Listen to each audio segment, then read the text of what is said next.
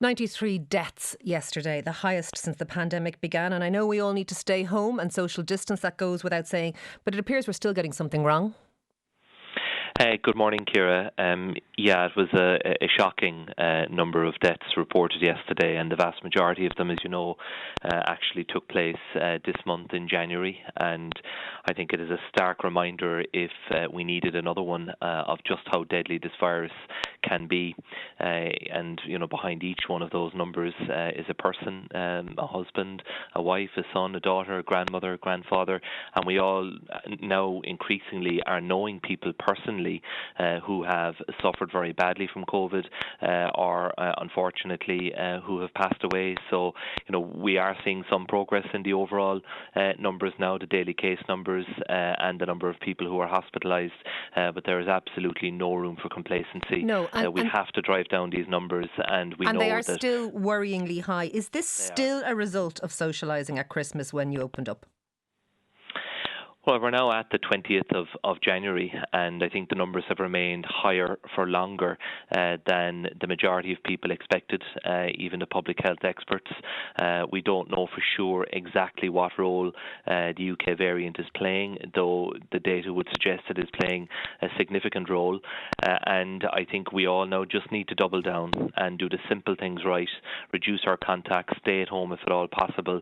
The best thing that we can do to protect our frontline workers is to prevent the spread of this virus, because we know that even though the daily case numbers are falling, there's a significant time lag between that comes through into our hospital my concern system. is and I think most people are adhering to the level 5 restrictions, and we know what we're supposed to do, but what are we still getting wrong? 360 cases in nursing homes in the past month in the northwest region alone. How are we infecting our most vulnerable people when we all know what we should be doing, when we have PPE? What is actually going on?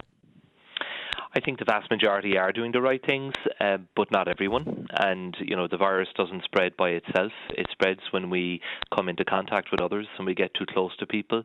So that is why, the reinforcement of the public health messaging is just so important. But how are we breaching what should be a ring of steel around nursing homes? Because our staff have PPEs, everyone should be adhering to protocols, and everyone knows what to do. How do we have 360 cases in nursing homes in the last month alone in one region?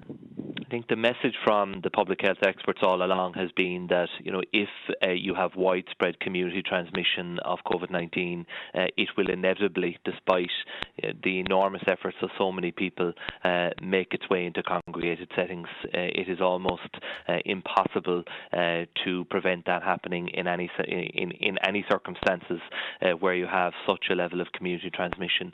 So, look, this is within our own control. There are some early promising signs of progress, but we know that our hospital system remains under enormous pressure, and our frontline workers are doing incredible work, and we just have to support them now by driving down these numbers. And I think we are absolutely all on the same page about that, and about, notwithstanding some glitches, the vaccine being rolled out as fast as possible. But we are coming towards the end of January when these level 5 restrictions run out. What's going to happen next? Nobody believes you're going to lift them. How much longer do you expect them to continue? The Cabinet COVID Committee will meet on Monday of next week, and we will get a full update from NPHET, from the CEO of the HSE, from all of the public health experts, and we will discuss the scenario at that point, and then make a recommendation to the full Cabinet on Tuesday of next week. But I think it's fair to say that no one expects that there will be a widespread reopening of the economy, and we need to drive these numbers down much further. And is it 1 month at a time we're going to inch forward, or what can people expect?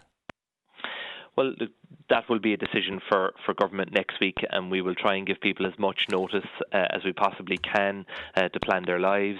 Obviously, at this point, despite the huge difficulties this week in the planned reopening of the special schools and the special ed classes, the 1st of February remains the target date for the reopening of schools generally.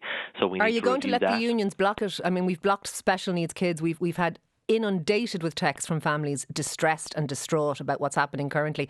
Are we going to see the tail wagging the dog on an ongoing basis about education? Look, the developments last night are deeply disappointing. We have all been contacted by so many families of special needs children for whom this means so much. There were legitimate concerns expressed by many special education teachers and SNAs, and unfortunately many of them just were not convinced that it was safe to reopen schools despite the clear message from the public health experts. So we need to stick at it because we do need to get our schools reopened as quickly as possible, particularly for the most vulnerable children.